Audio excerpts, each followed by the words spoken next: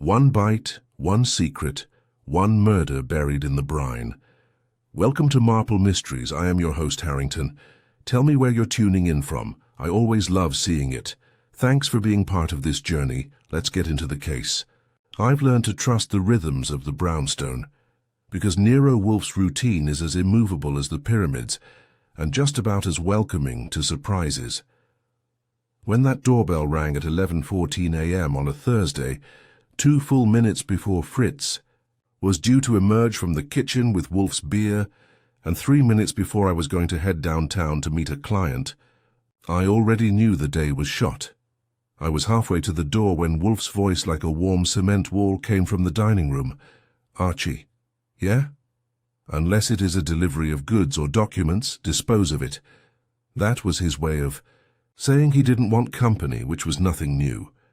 Wolfe considers breathing in the same room as someone he hasn't invited a breach of international decorum. Still, I opened the door. Curiosity, cats, etc. The man standing there looked like he hadn't slept since Eisenhower. Thin, 50-ish, with a jacket that had once been tailored but was now losing its grip on the concept.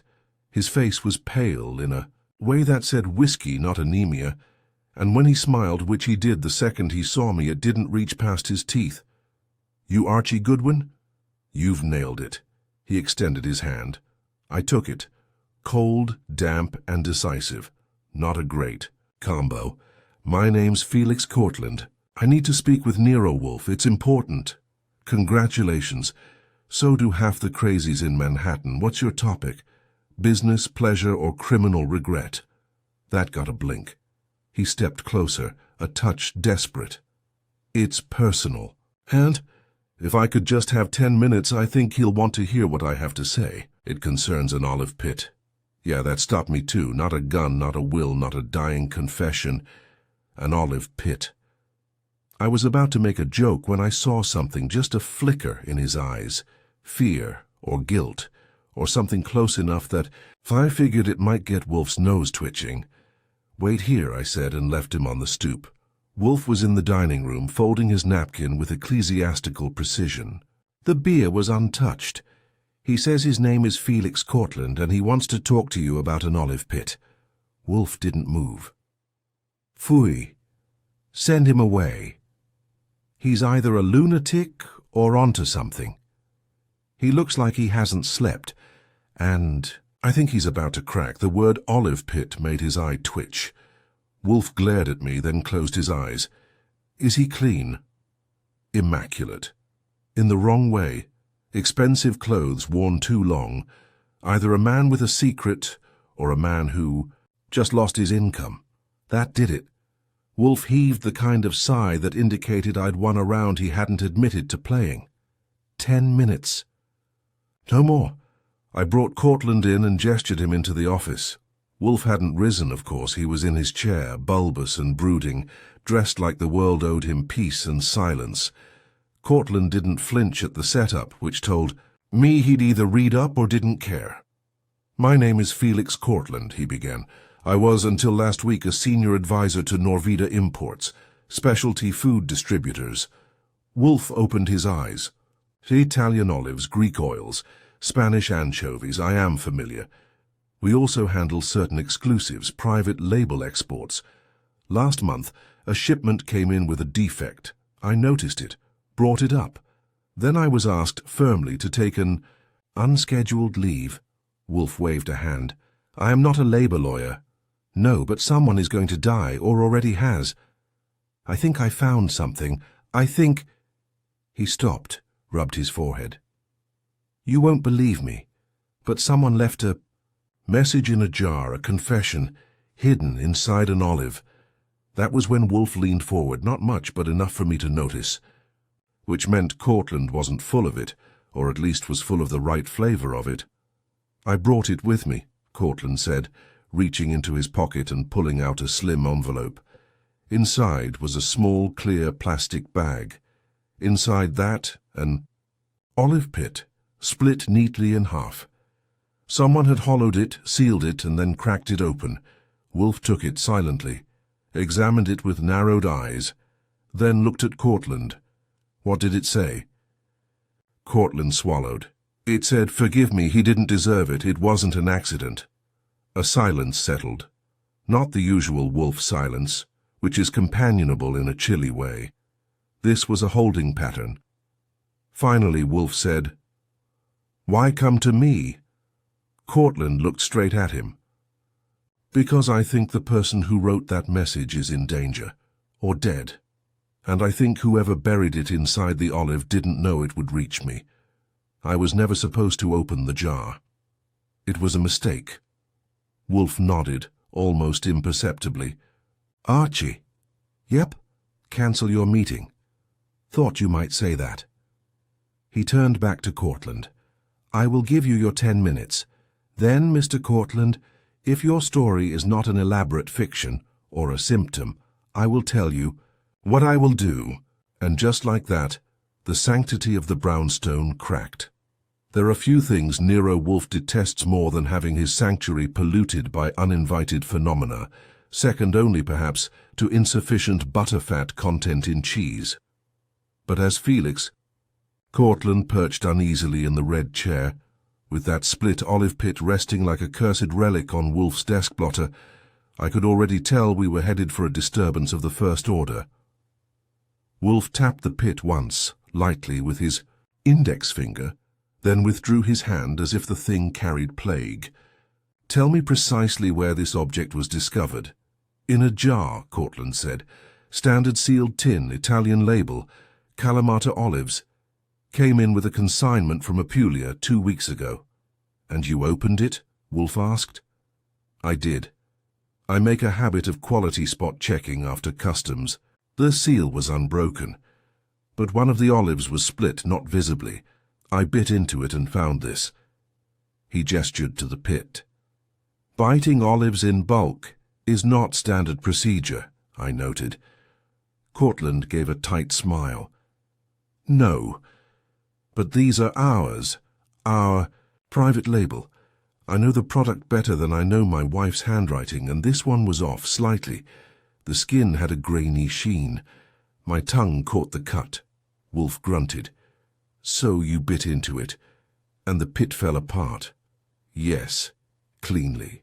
Halved. Someone had hollowed it out, put the paper inside, and resealed it." Wolfe turned his head a fraction, which was how he signaled interest. "You have the paper?" Cortland reached into his wallet, pulled out a creased square. I took it and handed it to Wolfe using the silver tongs from the ashtray, because if it had survived inside an olive, I wasn't going to fingerprint it with ham grease. Wolfe unfolded it carefully. His lips moved as he read. "Forgive me. He didn't deserve." "It wasn't an accident." He read it twice, then set it down. "You showed this to anyone?" "No, not yet. I thought it was a prank, but something about it felt wrong, not funny. Then I tried to call someone who might know. A woman named Marga Thorne. She used to work for us in the International Logistics Division." "Used to?" I asked. "She left the company 6 months ago. I found out 2 days ago she's missing." That got me. "Missing how? Cops involved?" "Unofficially. Her sister filed a report. But Marga, she had a complicated personal life. No known address. No consistent job. The police didn't prioritize it." Wolfe scowled. "So your theory is that she placed this message, hid it inside an olive, and it reached you? Accidentally?" "Yes. And you believe it refers to an actual death?" "I don't know, but I think she meant for someone to find it." Wolfe pushed back in his chair slightly. Not much, just enough to mark the official opening of his engagement. "I require the names of anyone with direct access to the shipment." Cortland nodded. I made a list, 5 people, myself included. The shipment arrived on a Friday. It was held in the Queen's warehouse until Tuesday, then transported to our bottling facility. I checked the tin Wednesday morning. I took the list from him. 5 names, all employees of Norvida or its affiliates. I read them aloud. Felix Cortland, Eva Marin, Leo Strum, Natalie Keswick, Ron Boltz. Wolfe's eyes remained closed. Miss Marin, Vice President, Product Oversight. Mr. Strum, Driver, 20 years. Miss Keswick, Facility QA, Quality Assurance, very sharp. And Mr. Bolts, Night Shift Warehouse Foreman, keeps to himself. I looked up. What about Marga? How'd she connect to these folks? Cortland hesitated. She had a tension with Eva Marin. I don't know the details. I got the impression Eva forced her out. Ah. Wolfe's lips curved almost imperceptibly. Office dramas. They provide most of the world's tragedies. Cortland looked pained. Marga was idealistic. She wanted transparency, ethical sourcing, no bribed customs, no grey market shipments. And Miss Marin preferred profits, Wolfe asked. She preferred control. Wolfe opened his eyes and turned to me. Archie, get the car. I raised an eyebrow. You're leaving the house? Certainly not. You are. He turned back to Cortland. Mr. Goodwin will visit these individuals. He will not accuse, suggest, or expose the message. He will observe, converse, learn. Cortland sat up. And if he finds nothing, then I will consider the matter concluded. And if he finds something, Wolfe gave a small feline smile, then I will be ready. Cortland hesitated. May I ask what your fee is?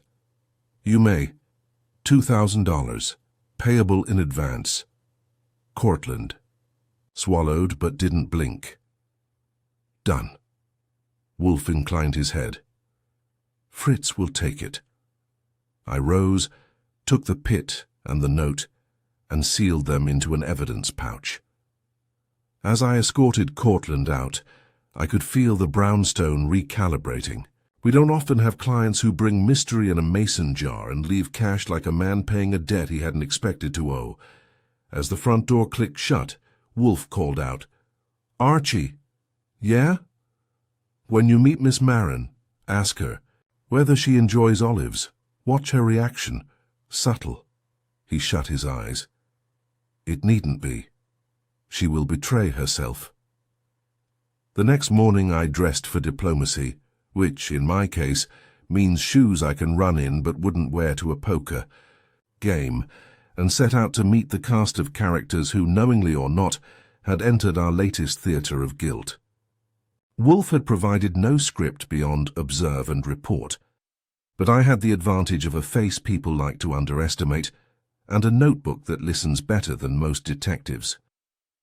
My first stop was Norvida Imports' corporate office, a glass cube over on East 51st that looked like it was designed to hide guilt under fluorescent lighting. Inside, the receptionist had the expression of someone who knew every elevator secret but would never share. I asked for Eva Marin, got a raised eyebrow, and was told she'd be with me shortly. When Eva Marin arrived, she looked exactly like the kind of woman who fired idealists and felt justified doing it.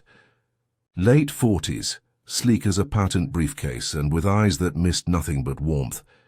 She extended a manicured hand and gave me a smile I wouldn't trust with a houseplant. Mr. Goodwin, was it? That's right. I'm doing some background. A work for a food packaging audit. Norvida's olives are on the list. That earned me a slight pause. She wasn't used to being surprised. I see. That's quite specific. Quality assurance is the new religion, and no one wants a recall involving Mediterranean fruit. She gestured to her office. Let's talk in here. The office was modern, glass-walled with a subtle scent of sandalwood and litigation. I let my eyes wander across the framed awards and the conspicuously empty picture frame on the sideboard. No family photos, no clutter. Just control. I understand you oversee product integrity, among other things, but yes, olives fall under my domain. I nodded. Have there been any recent complaints, particularly about packaging? She shook her head slowly. No, we run routine checks. If anything had occurred, I would have been informed. How well did you know Marga Thorne? There, a blink. She worked in logistics. Why? She's on our list as a prior employee with supply chain access. Her voice went a shade cooler. She was passionate, unfortunately not practical. She took issue with certain vendor relationships. That's not uncommon, but she became disruptive. Disruptive how? Outbursts, unsubstantiated accusations. Eventually HR advised she part ways. She refused severance and left angry. I let a moment pass. Do you remember the last thing she said to you? Eva Marin's jaw flexed. Yes, she said, one day you'll open something you thought you controlled and it'll rot in your hands. I smiled. Colorful. She leaned forward. Mr. Goodwin, if you're suggesting Marga sabotaged product packaging, I'd advise caution. She had issues. Thanks for your time, I said, standing. If anything unusual comes to mind, give me a call. I'm staying at the Algonquin, temporarily. I like a bed I didn't have to make. She didn't smile at that, which I took. As confirmation, she liked control, didn't like surprises, and hated that someone might be auditing her without permission. Next up was Leo Strum, the driver. I found him at Norveda's transit dock, wedging crates into a loading van like a man who resented physics. He was mid-50s, thick arms, thinning hair, and a beard that looked like it had been grown out of spite. Strum? I asked. Who's asking? I showed him my ID. Archie Goodwin, looking into Olive shipments. He laughed. You some kind of food cop? Only for the high-end crimes. You hauled the Apulia consignment last month? Probably. We move a lot of olives. Recognize this name? Marga Thorne? He stopped, face hardening. Yeah. Worked logistics. Smart kid. Bit of a fire starter. How? So? She didn't like how things were handled. Always sniffing around paperwork. Asking why we had 2 invoices for 1 shipment.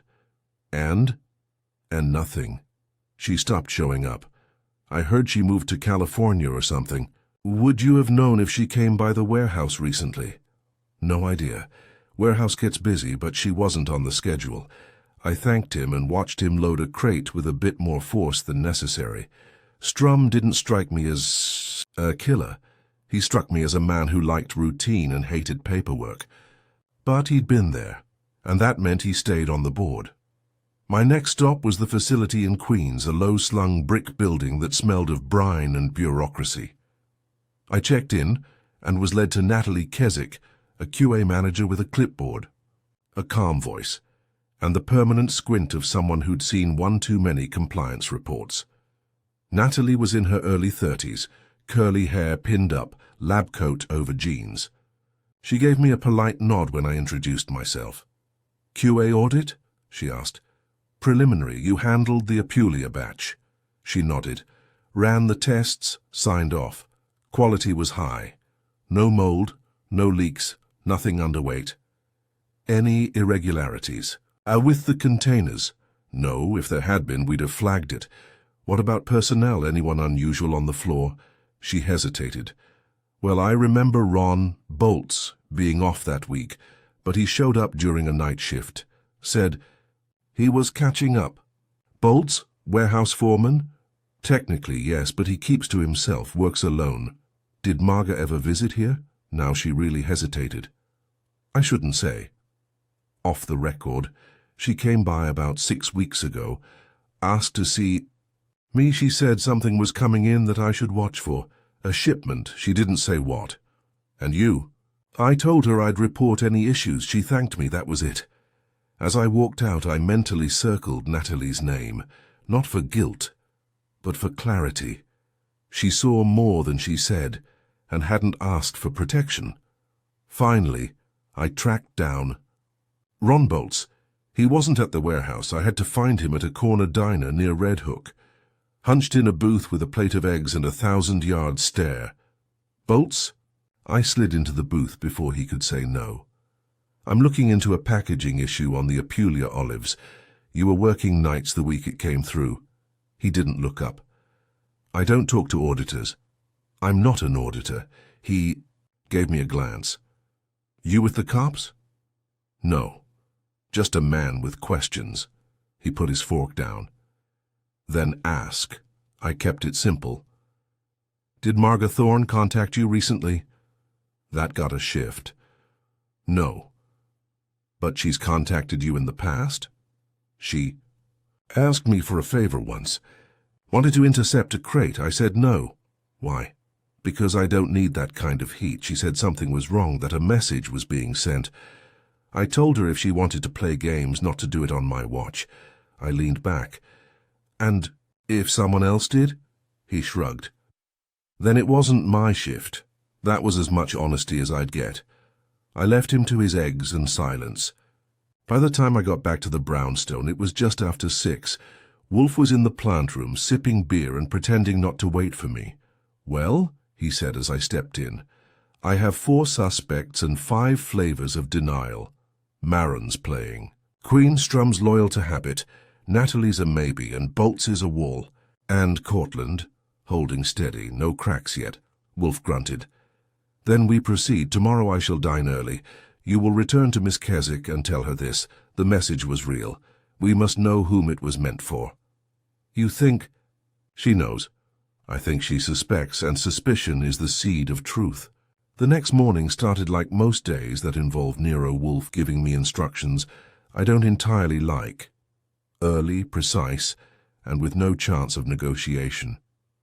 I'd barely gotten 2 sips into my coffee before he summoned me to the dining. A room with a sharp Archie. That's Wolfe's version of a sunrise. He was already seated, bib on, buttered eggs before him, looking like a man negotiating peace treaties with his fork. He didn't bother with pleasantries. You will return. To Miss Keswick. Tell her you have proof the message is genuine. Impress upon her the danger, without revealing the full extent of our client's claims. In other words, scare her just enough to talk. I would not describe it so crudely, but yes. He sipped his coffee, then added, after that, investigate Miss Thorne's last known location. We must know who else she might have reached. If the message was placed deliberately, she may have seeded more than one. Seeds in olives. Poetic. Practical. Good day. With that, I was dismissed. I grabbed my coat and headed back to Queen's. Natalie Keswick met me in the facility break room. She looked less tired than the day before, but wore the same wary eyes. When I told her the olive message was real, that it hadn't just appeared by chance, she sat down slowly like someone deciding whether to speak or bolt. I thought it might be real, she said finally. But you don't expect someone to smuggle a confession into produce. Life's full of surprises, I said. Do you know who it was meant for? She was quiet for a long moment. Then, it wasn't for me. I'm sure of that. But I think it might have been meant for Eva Maron. Why? She and Marga had a confrontation the week Marga left. It was in the hallway, but people heard it. Marga accused her of covering up a shipment, something from Naples that didn't go through proper customs. She said Eva buried it in the paperwork. And Maron's response? She told Marga if she wanted to be a whistleblower, she'd better bring more than her conscience. A week. Later Marga was gone. I jotted that down. You think the olive message refers to the Naples shipment?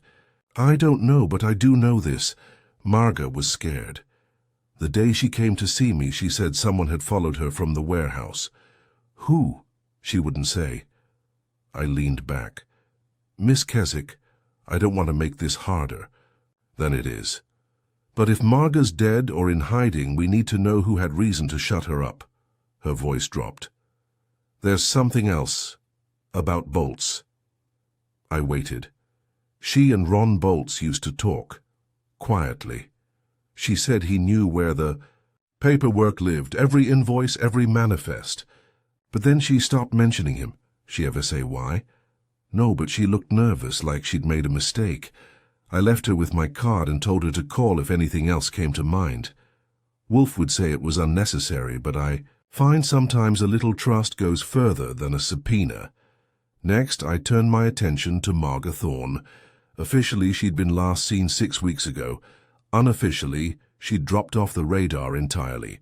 No known address, no credit activity, no one reporting her as missing. except for a single sister in Westchester who filed a complaint that never went anywhere.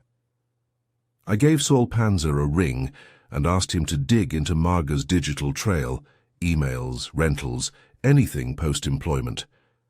He said he'd call me in a few hours.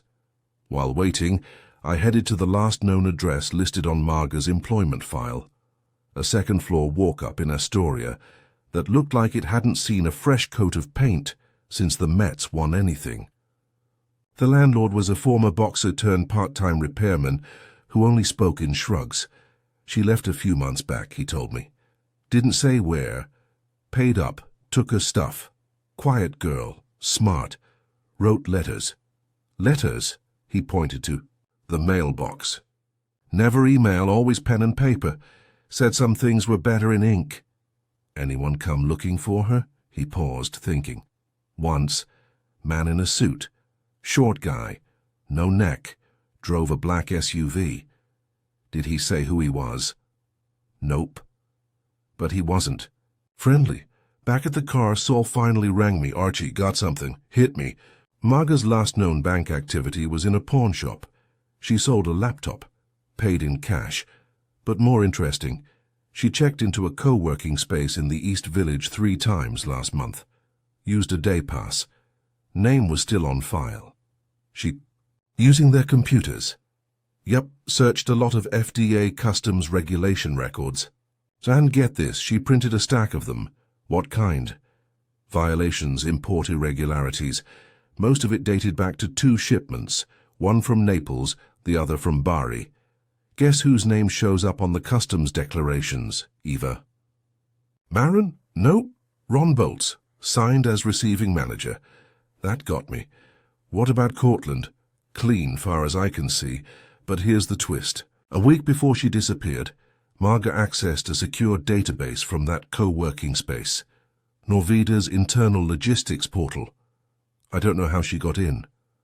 Maybe she didn't log out when she left. Maybe someone gave her credentials. That narrowed the field real fast. Either someone wanted her to find something, or set her up to hang herself with it. I thanked Saul and decided it was time for a visit to the last man on our suspect list, Felix Cortland himself.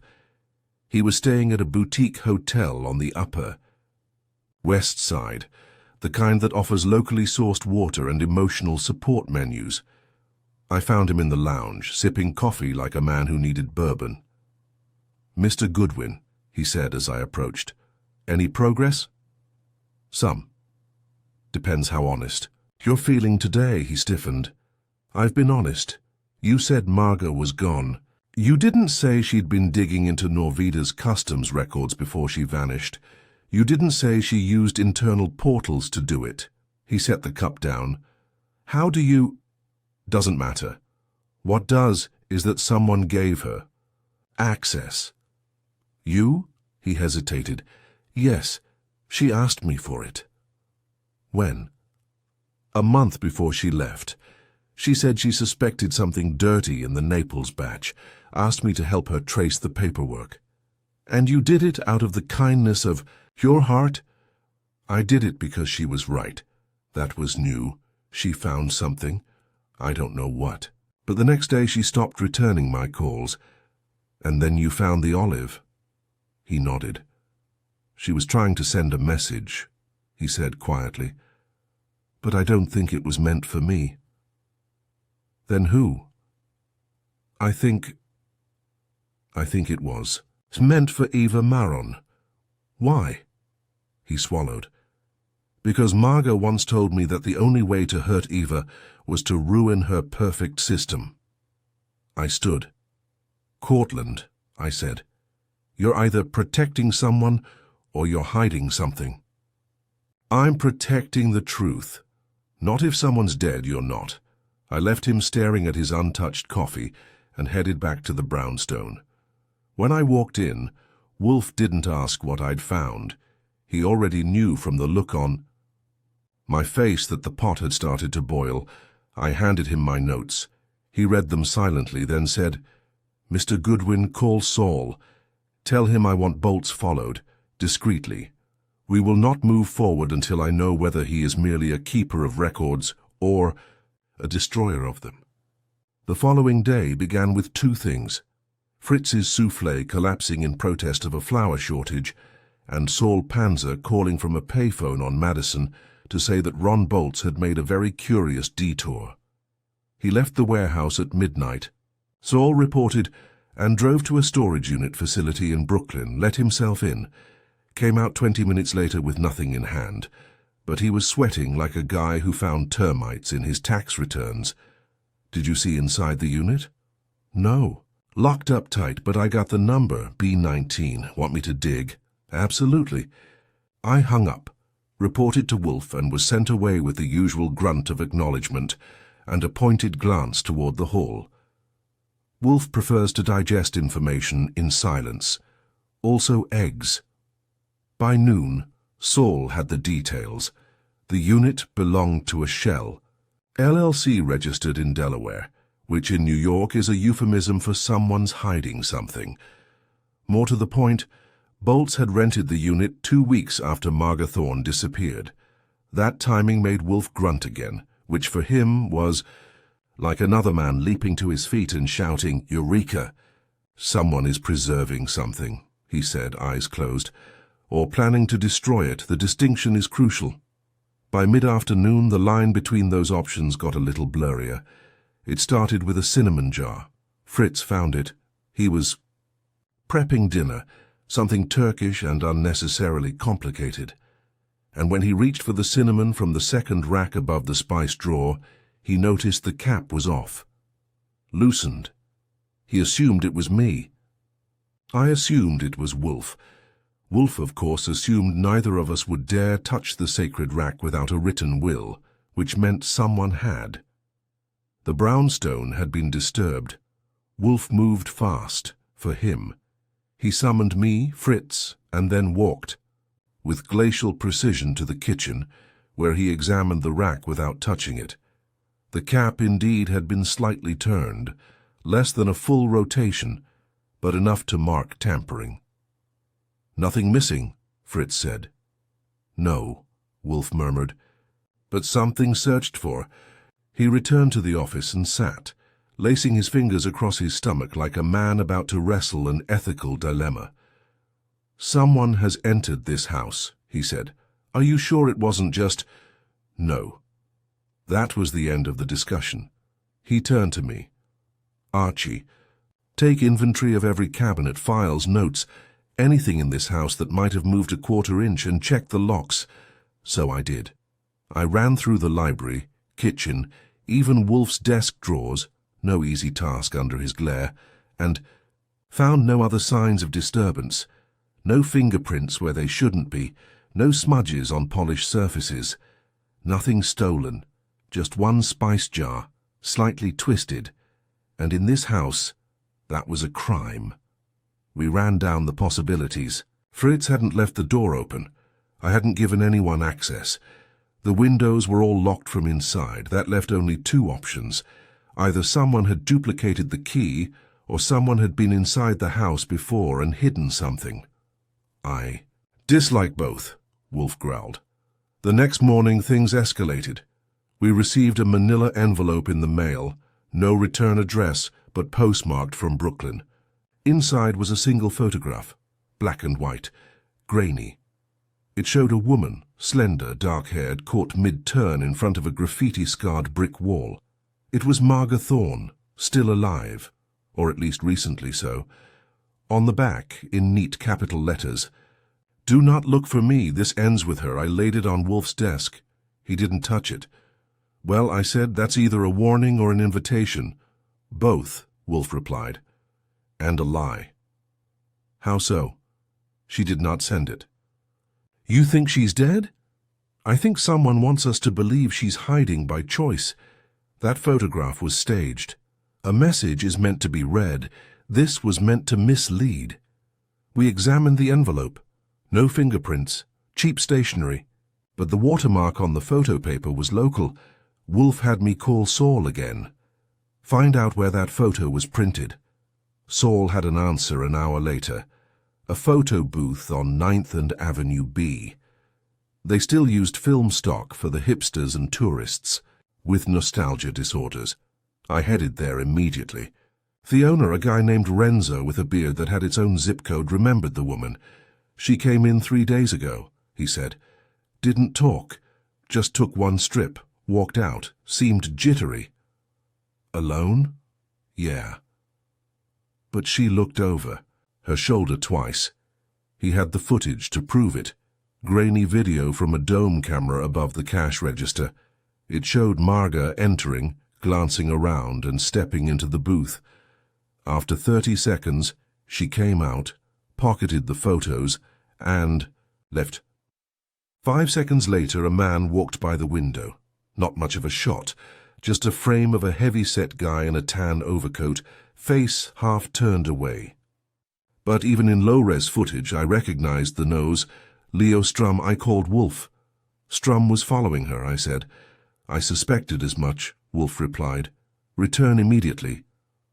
When I got back, Wolfe had made a rare decision: to bring someone back to the house. Not a suspect, not a cop, Natalie Keswick. He had Fritz call her and offer clarification on the QA audit. She arrived within the hour, looking confused but calm. Wolfe greeted her without standing. "Miss Keswick, please be seated. Mr. Goodwin tells me you have an honest nature. Let us test it." He slid the photograph across the desk. Her face went pale. "She's alive?" she asked. "No," Wolfe said bluntly. "She is at best recently alive. The photograph is staged. Mr. Strum was there." Perhaps not as an observer. Natalie didn't speak for a long moment. "She told me she was going to try one last thing," she said. "She said she wanted to leave something behind in a way Eva Maron couldn't ignore." "The olive," she nodded. "She said, if I can get just one pit past them, someone will notice." I thought she was joking. Wolfe leaned forward. "Miss Keswick, tell me, is it possible Marga had access to the bottling process?" "No. But she had friends in QA. One technician owed her a favor. She could have asked him to slip something in a jar." "And who oversaw that technician?" Natalie didn't answer. "Miss Maron?" She nodded reluctantly. "But Eva wouldn't do this. She's ruthless." "Yes, but not what?" Wolfe's voice was velvet and sharp. "A killer. That is what I intend to discover." He turned to me. "Archie, bring Mr. Strum. No pretense. I wish to ask him directly what he was doing outside that photo booth." "Not planning to." "Offer him a brandy first." Wolfe closed his eyes. "I have lost patience. He may have entered this house uninvited. I do not abide trespass." Bringing Leo Strum to the brownstone required 2 things: a sharp phone call and the implication that not showing up might land him in a less comfortable chair, namely one across from someone with a badge. He arrived 28 minutes later, smelling faintly of gasoline and canned espresso, and wearing the expression of a man who'd agreed to a dentist visit, but suspected they might also extract his spleen. Wolfe didn't greet him. He just looked up from his chair, nodded faintly toward the red guest seat, and let the silence build like a dam behind his steepled fingers. Strum sank into the chair, uneasy. "You called me," he said. "I did," Wolfe said. "And you came. That is admirable. Let us determine if you will leave in the same condition." That got a blink. Strum looked at me, as if hoping I might be the friendly one in the room. I gave him my best poker face and waited. Wolfe let the silence stretch another beat, then, "You followed Marga Thorne to a photo booth on Avenue B." Strum tensed. "No." "You did. There is footage." "Okay, I passed by." "I didn't know." "She'd be there." "You're not a man who passes places aimlessly," Wolfe said coolly, "and you are not convincing." Strum's jaw clenched. "You lied," Wolfe continued, "when you said you hadn't seen Marga recently. You saw her 3 days ago. She entered the booth, and you passed by immediately after." "Why?" Strum shifted. "Look, I didn't talk to her. She made it clear she didn't want that. Yet you followed her. I was worried. She said she was in trouble. She said someone might try to stop her from talking. Someone like you? His head shot up. No, Jesus, I cared about her. Wolfe studied him, unmoving. Then prove it. Tell me who she feared. Strum hesitated. For a moment, I thought, he'd bolt, but he exhaled hard and slumped. She was afraid of Marin, but more than that, she was afraid of whoever was protecting Marin. She said someone at Norvida was helping cover things up. Someone with access to documents and distribution. Logs. Wolfe leaned slightly forward. And she told you she planned to leave a message. Strum nodded. She said she had one shot. She didn't say what it was. Did she ask you to help her? A beat. Yes. Did you? He looked down. No. I told her it was suicide, that she should just walk away. And now she's missing. Strum said nothing. Wolfe sat back, folding his hands. You may go. Strum blinked. That's it? For now. Mr. Goodwin will show you out. I escorted him to the door and watched him disappear down 35th Street like a man who'd walked through a minefield and wasn't entirely sure it was behind him. Back in the office, Wolfe remained silent for a moment, then said, He's frightened. You don't think he's involved? He's not clever enough, but he knows more than he's willing to admit. I nodded. Want me to put Saul back on him? No. Put Saul on Marin. That was new. You think she's the pivot? Think she is the reason Marga is missing, and the reason someone entered this house. Saul called an hour later with news I didn't expect. Archie, Eva Marin has been unusually active. She met with someone at the Carlisle Hotel yesterday. Room service logs show she dined privately with Ron Bolts. That's an interesting pair. It gets better. Bolts withdrew $15,000 in cash the next morning. I relayed that to Wolfe. He said, a payoff, or a buyout, or a blackmail payment. The brownstone felt tighter after that, like the walls were listening. Just after dinner, Fritz called me to the front hall. A package had arrived. No return address. I carried it into the office and set it on Wolfe's desk. He stared at it for a moment, then gestured. Open it. Inside, a flash drive and a printed note. Play this. Then decide if you still want to look. I slotted it into Wolfe's private laptop and loaded the only file on the drive. A video. It opened on a warehouse, dark, grainy, time-stamped 2 weeks ago. The camera wobbled. It had been placed on a shelf, partially hidden. We saw Marga Thorne enter from the side door, looking over her shoulder. She was carrying a clipboard. She moved to a pallet of boxed olive jars, opened one, and pulled out a single tin. Then from her coat she produced a small capsule. She cracked open the tin, removed one olive, and inserted the capsule into it. Slipped it back in. Resealed it. Replaced the tin. Then she turned. Her face froze. A figure stepped into the frame, large, heavy-set. The resolution was poor, but I saw the bulk, the way the shoulders curved forward. Ron Bolts. The video ended. Wolfe stared at the screen for a long moment. She was trying to be clever, he said finally. She thought she had time. Someone was watching, he nodded. Yes, and they were recording her to gain leverage, but someone else got nervous. That footage wasn't meant for us. It was meant for silence. Which means what? It means someone no longer trusts someone else.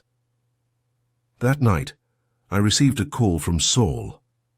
Big development, he said. Warehouse alarm was tripped at 3:14 a.m.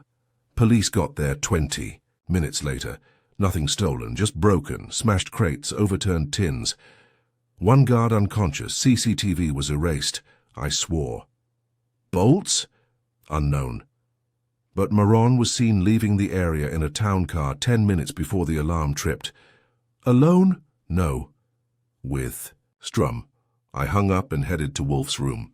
He was already awake, sipping beer in his robe like insomnia was a dignified pastime. I delivered the news. Strum and Maron, he repeated. That complicates things. Why would she involve him? Because she needs someone desperate, and Mr. Strum is precisely that. What now? Wolfe stood, slowly, then moved to the office and began making notes. We escalate. Tomorrow call all suspects. Maron, Strum, Cortland, Bolts, Keswick. We will have our gathering. Everyone? Yes. We will end this where it began. In this room. Under my roof. He turned to face me, eyes hard. Someone entered this house without invitation. They will not leave it without consequence. By the next morning, the brownstone had gone from its usual monastery of order to something closer to a chessboard, one where Nero Wolfe intended to make every move count and leave someone checkmated in their own lies. At precisely 9 a.m., Wolfe dictated the guest list to me. His voice was calm, almost casual, but each name landed like a closing door. Mr. Felix Cortland, Miss Eva Maron, Miss Natalie Keswick, Mr. Leo Strum, Mr. Ron Bolts. He paused. No police. Not yet. Even. After the break-in at the warehouse, that incident is leverage, not conclusion. We are not yet ready to deliver. He had me place the calls, which was more fun than you'd think. There's a certain joy in listening to people attempt polite evasions while realizing Nero Wolfe doesn't offer options, just appointments. Eva Maron tried to beg off with a calendar conflict. I told her Wolfe would be deeply disappointed. That worked. Ron Bolts didn't answer his phone, but 5 minutes after I left a message, he called back and agreed to come. His voice sounded tight, like he'd swallowed a gear. Strum didn't. Argue neither did Cortland. And Keswick, well, she just asked for the time and said she'd be there. I was starting to think Natalie Keswick might be the only one in the mix who'd actually read a mystery novel and knew how this was going to go. By 3 p.m. they had all arrived, clustered awkwardly in the front room like suspects at a surprise. Birthday party for someone they didn't like. Wolfe kept them waiting, standard maneuver. Let the anxiety steep. He finally summoned them at 3:30. I ushered them into the office. Wolfe was already in place, vast and motionless in the yellow leather chair, flanked by a small glass of beer, a legal pad, and an expression that suggested judgment was already underway. Be seated, he said, without looking up. 5 chairs had been arranged in a semicircle opposite him. They filled them with varying degrees of stiffness. Cortland looked nervous. Maron looked insulted. Bolts looked sweaty. Strum looked like he hadn't slept. Keswick looked ready. Wolfe opened. With a tone that might have been used by a Roman magistrate announcing bad news to a gathering of senators, "This is not a court. I offer no formal authority. But you are here because a woman named Marga Thorne has vanished, and each of you bears some weight in that disappearance." Eva bristled. "That's a serious accusation." "I have not yet accused," Wolfe said flatly. "But I will." He turned slightly to Cortland. "Mr. Cortland, you brought this case to me because you believed someone had left a message hidden in a jar of olives. You were correct. That message was written by Miss Thorne and inserted deliberately into a shipment handled by Norvida. Your involvement ends there unless you wish to confess to more." Cortland swallowed. "I don't." "Very well," he turned to Bolts. "Mr. Bolts, you appeared on video confronting Miss Thorne in a warehouse after hours. She was planting that message. You did not stop her. Why?" Bolts's jaw flexed. "Because she wasn't doing anything illegal. She was breaking and entering. She had access codes, which she no longer should have had." Bolts didn't answer. Wolfe continued. "Shortly after, you received a private meeting with Miss Maron and withdrew $15,000. Explain." "I was paid for silence," Bolts said, surprising everyone. Even me. Maron's head snapped around. "What?" He turned to her bitterly. "Don't act shocked. You said I needed to keep my mouth shut about the Naples shipment. You said the company would take care of it if I stayed out of sight. You liar! Wolfe lifted a finger. Silence returned. Miss Maron, he said, did you authorize a Naples import using falsified customs papers? She hesitated. For too long. I did what I had to, she said carefully. We were under pressure to deliver. The product was clean, but not legal. She stiffened. That's irrelevant. To you, but not to Marga Thorne. Wolfe turned to Strum. Mr. Strum, you followed Miss Thorne to a photo booth. You watched her take what we now know was a decoy image, a staged photograph intended to mislead anyone hunting her. Strum looked away.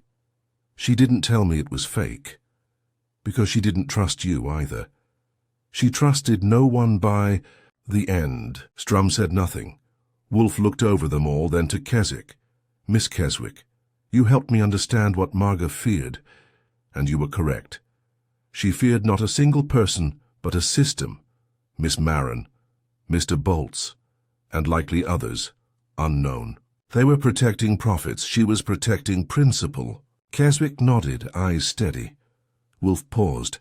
There is one final piece, the intrusion into this house. That brought a visible shift across the room. Wolfe's tone dropped an octave.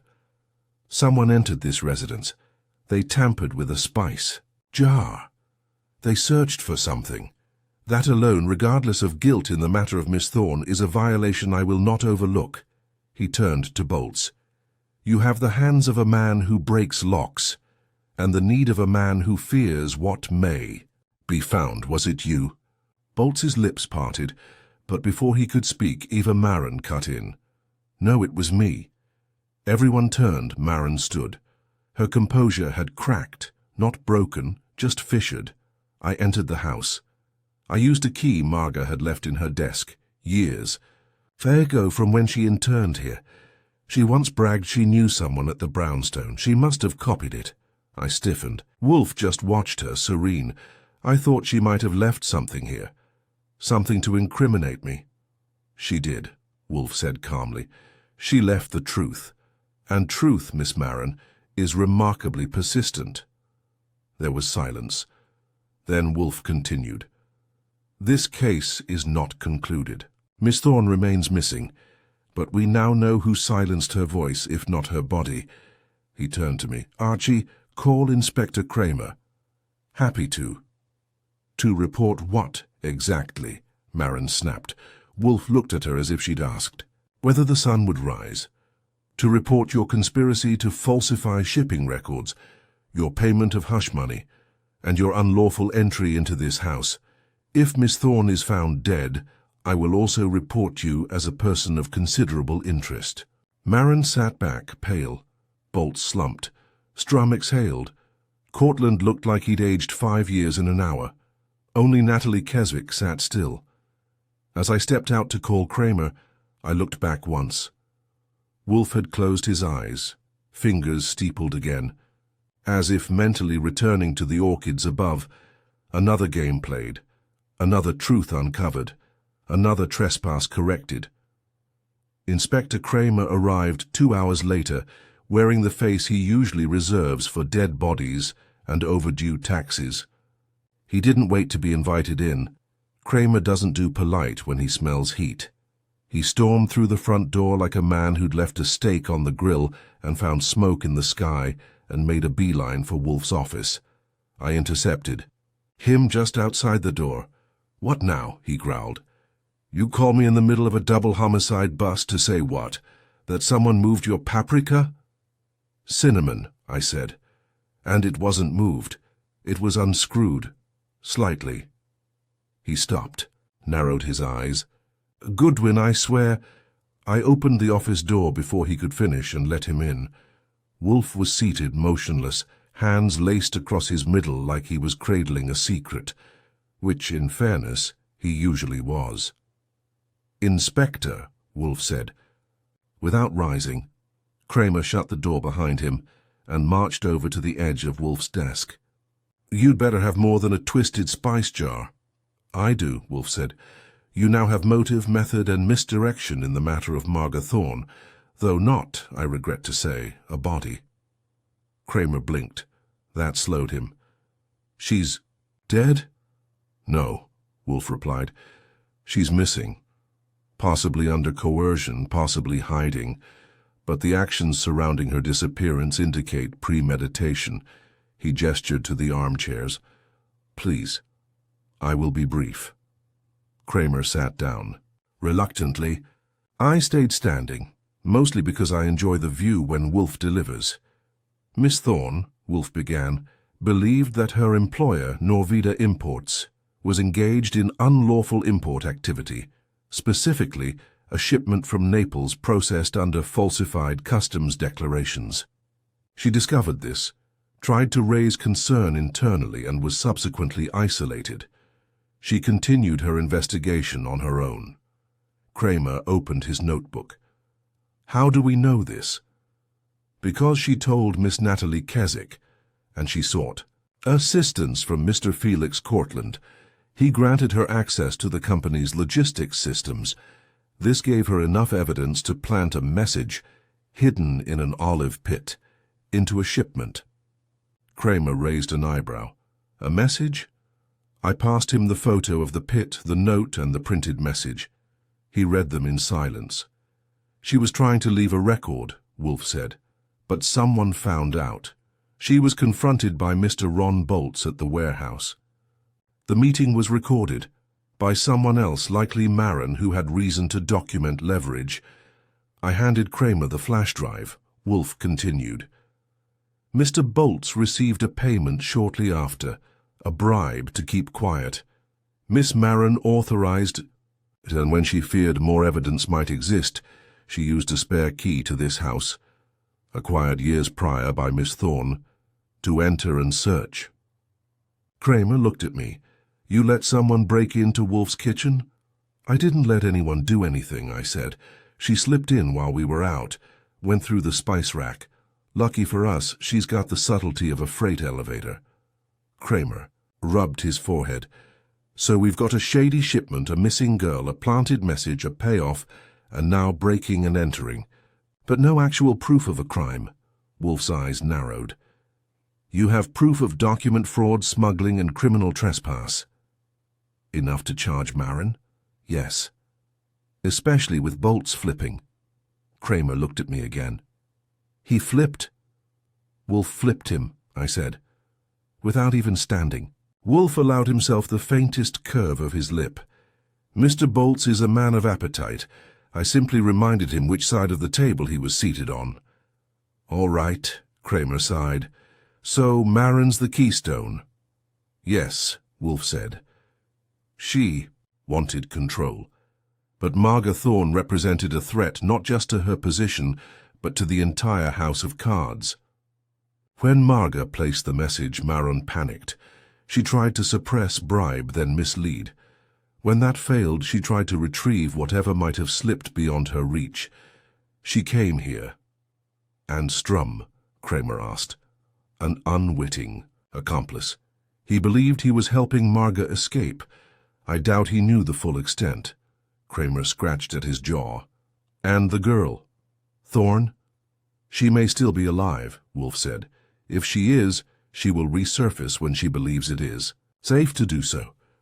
If she isn't, Wolfe leaned back, then I expect the pressure you now apply will flush out whoever buried her. Kramer nodded slowly. All right, I'll bring in Marin and Bolts. We'll squeeze. I'll have the customs paperwork audited. Good, he stood. But Wolfe? Yes? I don't like being called in after you've arranged the whole casino. Makes me feel like a stagehand. Wolfe gave a small, satisfied grunt. Theatre is often the most efficient way to reveal truth. It invites everyone to perform, and then forgets to cue the curtain. Kramer didn't answer. He just left, muttering about tax fraud and private detectives with god complexes. When the door shut, I turned to Wolfe. You're enjoying this? Only mildly, he said, closing his eyes. I dislike being intruded upon. So Marin takes the fall, Bolts sings, Strum retreats, and Cortland, He will remain where he belongs, between cowardice and conscience. And Keswick? Wolfe opened one eye. She may yet prove useful. Honest witnesses are rare. We should collect them like stamps. Dinner that night was veal, followed by candied orange peel. Wolfe ate slowly, carefully. When the last dish was cleared, he spoke again. Mr. Goodwin, yes? Have you ever noticed that virtue, when confronted with corruption, tends to whisper while vice shouts? I've noticed a lot of shouting lately. Precisely, the truth was present all along. But it had to be coaxed. I leaned back. And Marga? He closed his eyes again. She placed a confession in an olive pit. That is not the act of someone who wants to vanish. It is the act of someone who wants to be found. She will return. And if she doesn't? He said nothing for a moment. Then justice, Mr. Goodwin, must make do with what remains. The next morning dawned with no clouds in the sky and one sitting in the office, Kramer. He returned before lunch, this time less storm and more siege commander, armed with warrants, a folder, and an expression like he'd just bitten into a lemon he didn't order. Bolts cracked, he said, dropping the folder on Wolfe's desk. Not all the way, but enough to draw a straight line from Marin to the fake manifests. Said she'd been running this scam for over a year. Naples, Bari, Crete, any shipment with high margins and low oversight. Wolfe didn't blink. And Miss Thorne? Kramer rubbed his temples. Still no trace. The apartment's empty and her phone's dead, but you were right, she didn't run. There's a statement in there, from a QA tech who worked nights. Said Marga bribed him to slip the olive pit into the Apulia shipment. He didn't know what was in it, just that she said someone had to read it. She feared the official channels, Wolfe said, and she was correct. Here's the twist, Kramer continued. The tech said he saw her again. 4 days after that message was planted. She showed up at the facility in disguise, wig, glasses, the works, just to check if the batch had shipped. She wanted to make sure her message had legs, I said. Kramer nodded. And after that, nothing. What? About Marin? Wolfe asked. In custody, Kramer said. Fighting. She lawyered up and tried to blame it all on Bolts. Said she had no knowledge of any message, no idea who broke into your place, called the whole thing a conspiracy to slander her name. Wolfe grunted. Of course. Kramer leaned forward. But here's what I don't get, Wolfe. If she's the one running this scam, why risk it all over a single jar of olives? Why go digging through your spice rack like a lunatic? She had lawyers, money, power. Why panic? Wolfe folded his hands. Because she didn't know what the message said. She didn't? No. Marga never told anyone the contents of the pit, only that it would implicate someone. Marin feared it might be about her, but couldn't be sure. That uncertainty drove her to desperation. She needed to know what Marga knew. She needed control. Kramer frowned. So she breaks in, finds nothing. And what? Hopes the message was ignored. She didn't find nothing, I said, stepping in. She found the cinnamon jar, and she thought that if Marga had left something else, maybe a copy, maybe a note, it would have been hidden in a place no one else would look. She just guessed wrong. Wolfe opened his eyes fully. She trespassed in a house that does not permit violation. That was her mistake. Kramer shook his head. You and your rules, Wolfe. They are not merely mine, Wolfe said. They are the world's. We just enforce them here with more rigor. He gestured to the folder. What else did Bolts say? That Marin used him as a fixer. She'd have him rearrange shipments, falsify entries, even intimidate anyone who got too nosy. He claims she told him she'd taken care of Marga. But that could mean anything, Wolfe nodded. It does not mean murder, not yet. Kramer stood. We'll keep digging. But I doubt Marin can keep this up in court. You've set the pieces. Now it's up to the DA to play them. As Kramer left, Wolfe turned to me. Archie. Yeah? We are not finished. No? There is one final question. I waited. Why? That shipment. He meant the Apulia batch. The one with the olive pit. You think it wasn't random? No. Marga chose that batch because it went to Cortland. She knew he'd inspect it personally. She trusted him. Not entirely, but enough. She calculated the odds he'd find the message and not report it to Marin. I sat down. So this whole game started because she made one bet. On one man. Indeed. I thought about that. What now? Wolfe closed his eyes. We wait. We didn't wait long. 2 days later, a letter arrived. No return address. Postmarked from Boston. Inside was a single page, handwritten. Mr. Wolfe, if you're reading this, you've already guessed I'm not. Dead. I couldn't risk being seen, not until the right person was held accountable. Thank you for noticing, for understanding, for keeping quiet when it mattered. I couldn't trust anyone else, not even the man I thought might help. The olive pit was my last resort. I thought it might get lost in the shipment. But I hoped. And you proved that sometimes hope is enough. I will come forward. Soon. When it's safe. Tell Archie I remember. The orchids, and that his sarcasm needs editing. Margai passed the letter to Wolfe. He read it once, folded it precisely, and placed it in the center drawer. She lives, he said softly, and so does the truth. The next day, Wolfe held, caught in the dining room with a pork loin so tender it nearly apologized for being eaten. Fritz had outdone himself. No cases, no clients, no inspectors. Just silence and spice. As I poured the last of the wine, Wolfe glanced at me. You appear contemplative, Archie. I was just thinking, I said. That girl really jammed. A message into a fruit. Most people barely leave a voicemail. She used what she had, Wolfe said, which is what all worthy adversaries do. I nodded. She might have made a decent detective. No, Wolfe said firmly, she is far too moral. There was a long pause, the kind Wolfe reserves for statements he expects to hang in the air. Then he added, morality has no place in deduction. But it gives purpose to the truth. I raised my glass. To olives. And justice. He raised his slightly. To solitude restored. Peace returned to the brownstone, the way a cat returns to its perch. Slowly, suspiciously, and ready to vanish, again at the first sudden movement. Wolfe resumed his schedule with the stubborn gravity of a man who'd done his civic duty and expected the world to respect the boundaries of his home in return. The orchids, the beer, the books, the meals, each ticked back into rhythm. Fritz refilled the spice rack with a reverence usually reserved for temple offerings, and Wolfe inspected each jar himself. Cinnamon was resealed, alphabetized, and banished from conversation.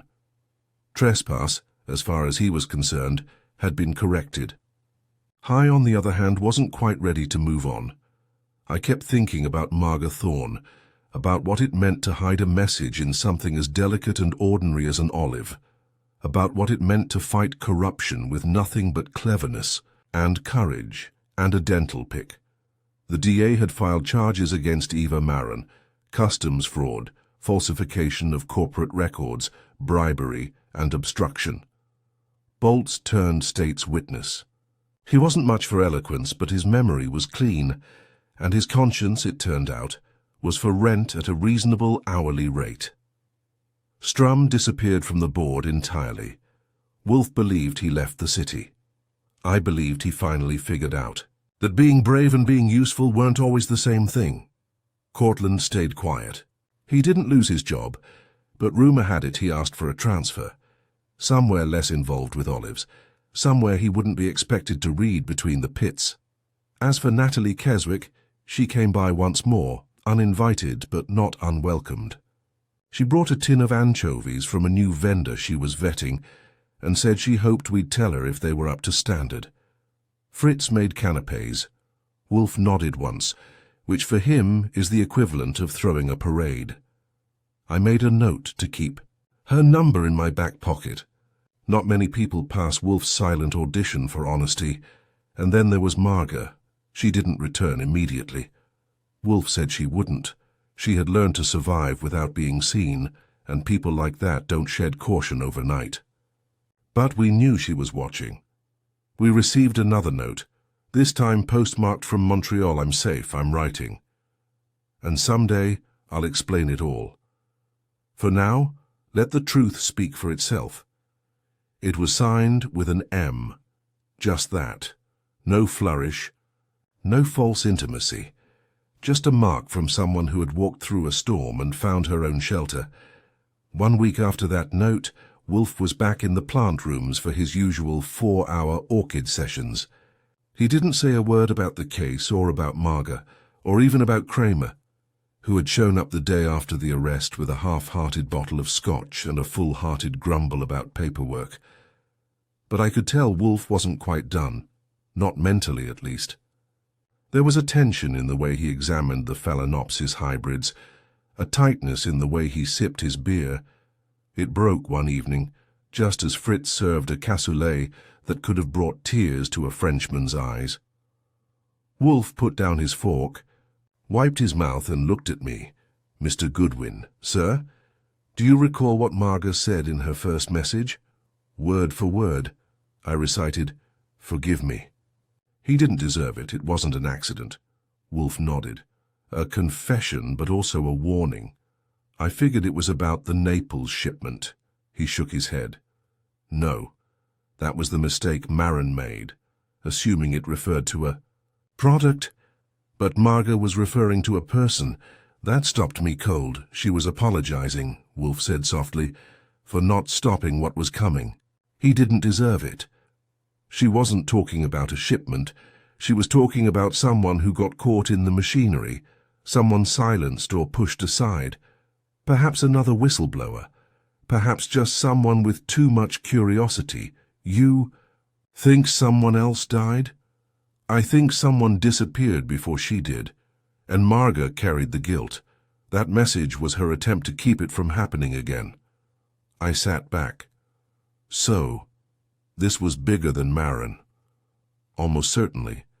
But Marin fell because she believed the message was about her. And that belief revealed her. He returned to his cassoulet calmly, as if he hadn't just suggested there was a second victim buried beneath the whole affair. I didn't press it. Wolfe had given me what he wanted to give. Maybe there was another secret. Maybe there wasn't. But as always, Wolfe had made his move, and now the pieces would sit where he left them. It was 2 weeks later when the final thread unwound itself. We received a package, small, plain, no note. Inside, a single olive jar, no label. Just a red wax seal on the lid and one olive inside. The pit was split. Inside the pit, another slip of paper, this one typed. It was about conscience, not crime. Thank you for listening. I'm going home. Empty. I handed it to Wolfe. He read it once and placed it beside the letter from Montreal. Where's home for her? I asked. Wolfe didn't answer right away. Then finally, anywhere she is no longer afraid. He reached for his beer. I reached for the remote. Dinner came and went. Quietly. No interruptions. No phone calls. No spice jars disturbed. When I rose to leave the office that night, Wolfe stopped me. "Archie." "Yeah?" He looked at me over the rim of his glasses. "There's a particular cruelty in crimes that violate order. They do not merely harm, they disrupt. They mock the idea that things can be known, can be managed." "Yeah, I noticed. But they are also the easiest to expose." I raised an eyebrow. "Why?" "Because the world hungers for symmetry. And when something breaks that, like a pit split cleanly down the middle, it begs to be noticed." I nodded slowly. "So we weren't solving a crime?" "No," he said. "We were restoring the balance." I left him to his silence, thinking, not for the first time, that Nero Wolfe was many things. A glutton, a tyrant, a genius, and possibly the last philosopher on West 35th Street.